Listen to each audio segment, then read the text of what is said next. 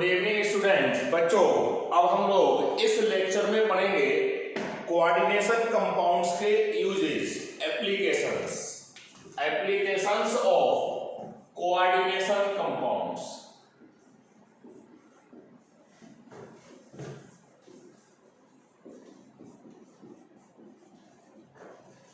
Coordination compounds कहां पर use हो सकते हैं? बहुत से ऐसे प्रोसेसेस हैं, ऐसे रिएक्शंस हैं जहां पर कोऑर्डिनेशन कंपाउंड्स की हेल्प ली जाती है। सबसे पहले बायोलॉजिकल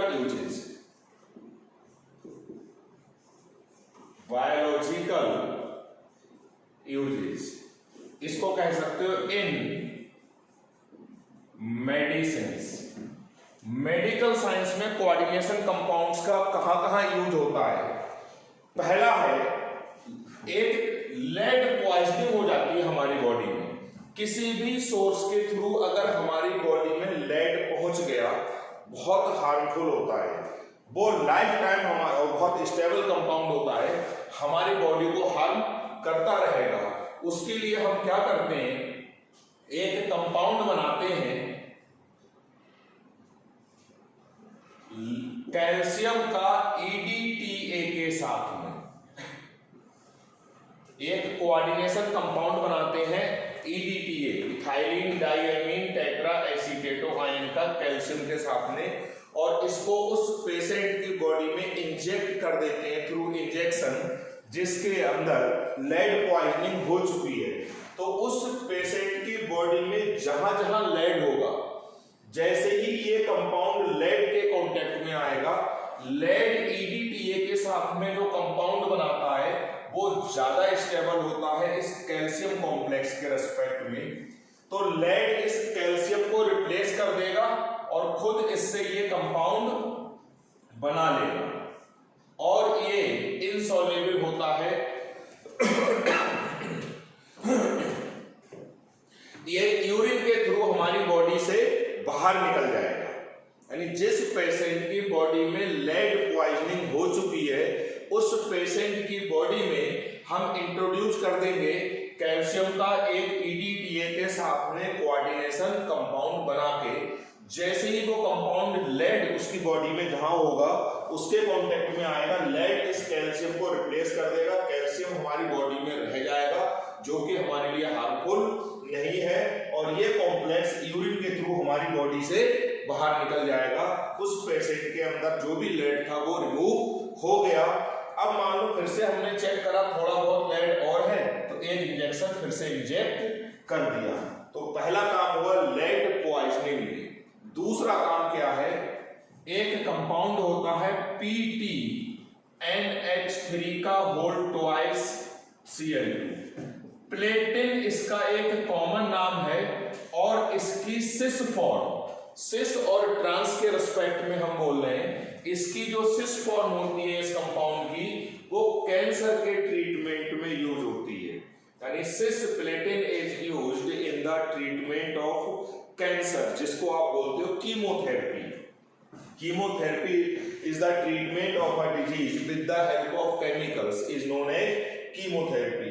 पहला लेड पॉइजनिंग रिमूव करने में, और दूसरा कैंसर के ट्रीटमेंट में।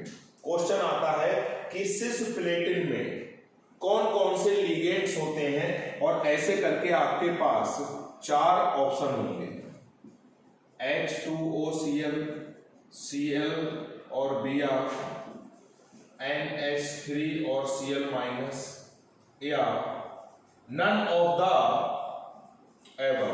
यानी सिस प्लेटिन का आपको फार्मूला याद कर लेना है।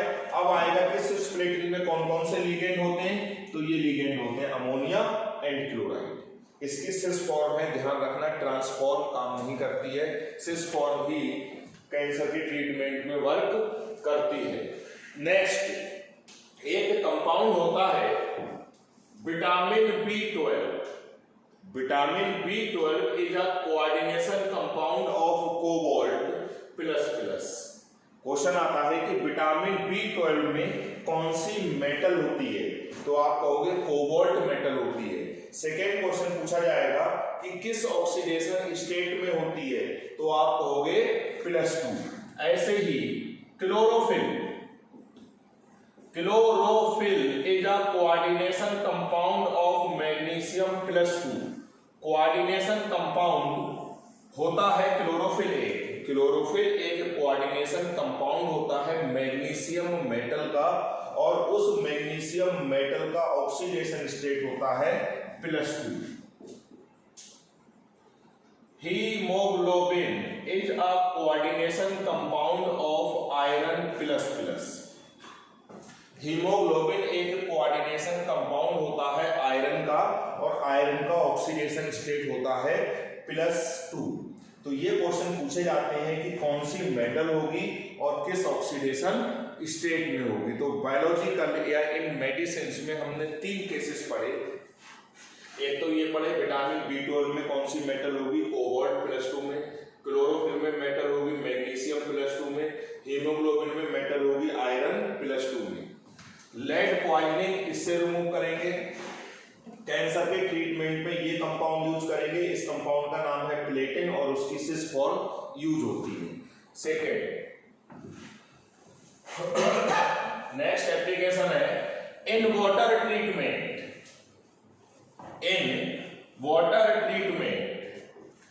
बहुत इंपॉर्टेंट है ये।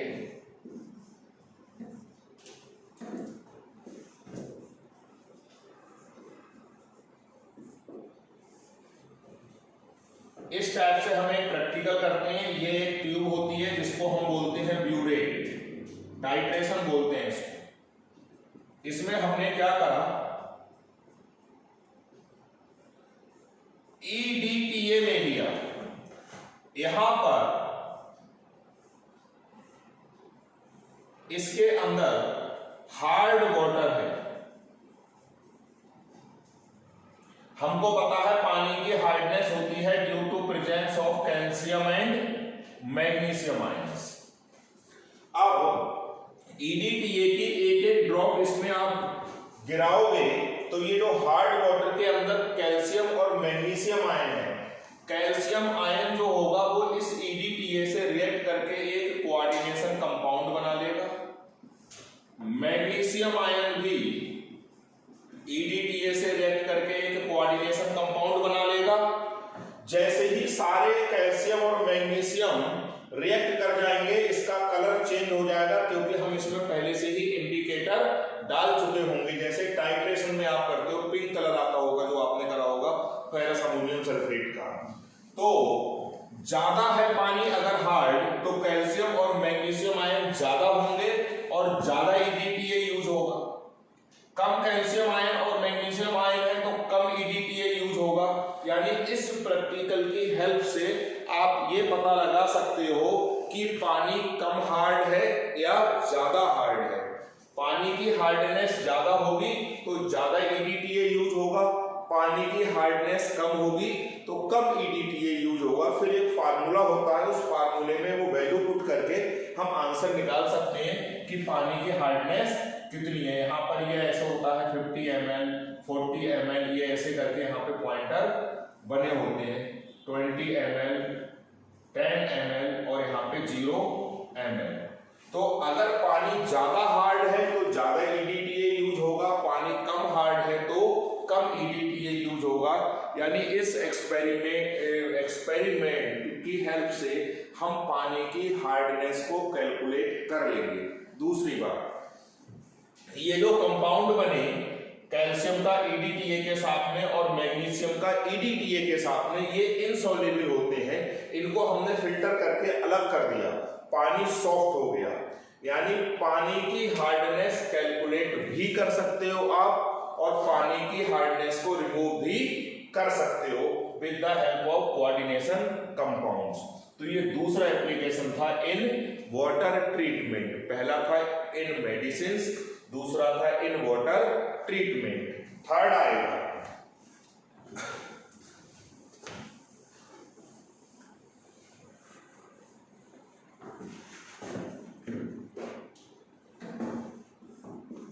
इन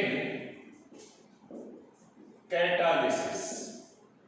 एक कैटालिस्ट होता है विल्किंसन कैटालिस्ट। बहुत से कोऑर्डिनेशन कंपाउंड कैटलिस्ट की तरह यूज होते हैं, उसका हम एक एग्जांपल देंगे, विल्किंसन कैटलिस्ट, और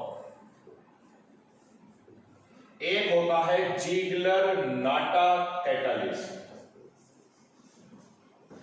विल्किंसन कैटलिस्ट क्या होता है, रोहोडियम मेटल होती है, ट्राइफिनाइल फास्फीन, ये है लिगेंड ट्राइफिनाइल फास्फीन और यहां Cl। This complex is called Wilkinson catalyst. और Ziegler Natta catalyst, tri alkyl aluminium and titanium tetrachloride का मिक्सचर यूज होता है पॉलीमराइजेशन रिएक्शंस में, और ये यूज होता है हाइड्रोजनेशन रिएक्शंस ऑफ एल्कीन्स में। किसी भी एल्कीन में जब हाइड्रोजन ऐड होती है तब जो कैटलिस्ट यूज होता है वो ये कैटलिस्ट होता है, ये होता है विल्किंसन कैटलिस्ट। ये कैटलिस्ट यूज होता है पॉलीमराइजेशन रिएक्शंस में, इसको हम बोलते हैं Ziegler Natta catalyst. It is a mixture of tri alkyl aluminium and titanium tetrachloride. तो ये फार्मूले आपको याद करने हैं। एक्सक्यूज मी बच्चों।